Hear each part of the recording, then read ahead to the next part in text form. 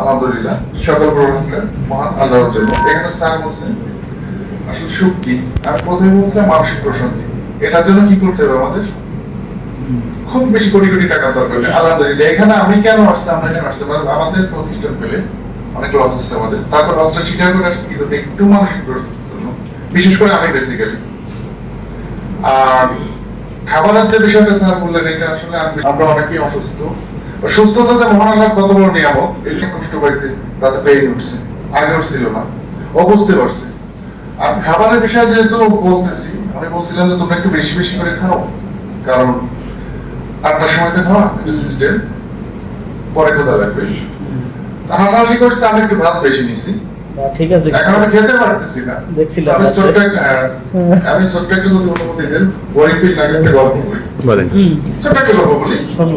তখন তো অনেক আগের দিনে, এখন তো ধনী ব্যক্তি এলন মাস্ক বা বিল গেটস অনেকেই আছেন, তখনকার দিনে বেশ আগে খুব একটা পৃথিবীর সব থেকে ধনী ব্যক্তি ওনার লিডারকে বলতেছেন যে লিডার, অ্যাকচুয়ালি আমি তো আমার এত পরিমাণ ধন সম্পত্তি, এগুলো আমি সিস্টেম করতে পারতেছি সব এলোমেলো, আমি তো টেকেল করতে পারছি না। তখন উনি বলছেন সৃষ্টিকর্তার রাস্তায় সব বিলায় দাও।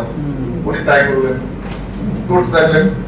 একটা সময় দেখলেন যে আরো বেশি হচ্ছে, যত দেন তত বাড়ে। তবে আবার লিডারের কাছে গেছেন, গেলে লিডার মুসকি মুসকি আসে, লিডার তো সব বুঝেন।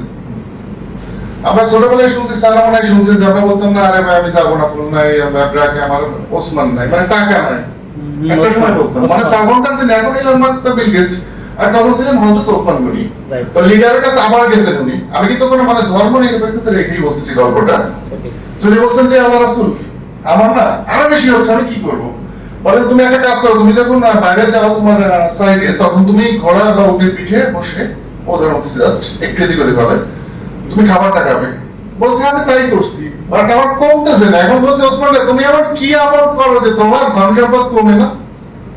কি এমন আমল করো? বলে যে না, আপনি যা বলছেন তাই করি, তবে হ্যাঁ একটা জিনিস করি আমি, যেটা হচ্ছে আমি যখন বাইরে যাই খাবারটা খাই, আল্লাহর জমিনে আমার খাবার যদি রসুনের খোসার মোটা একটু পরে বিসমিল্লাহ উঠে গালা দিই, আমি রিজিক নষ্ট করি না, এইটাই হচ্ছে আলহামদুলিল্লাহ, ভালো লাগে না? এইটাই হচ্ছে আমার আমল। আর আমরা করি যেটা, সেটা যতটুকু না করি তার থেকে বেশি খাবার নেই, এগুলো না করি। আমরা বিয়ে বাড়িতে বা কোথাও গেলে ভালো ভালোটা খাই, এতগুলো নষ্ট করি, এটা একটা ট্রেন্ড হয়ে গেছে আমাদের, এটা যেন না করি।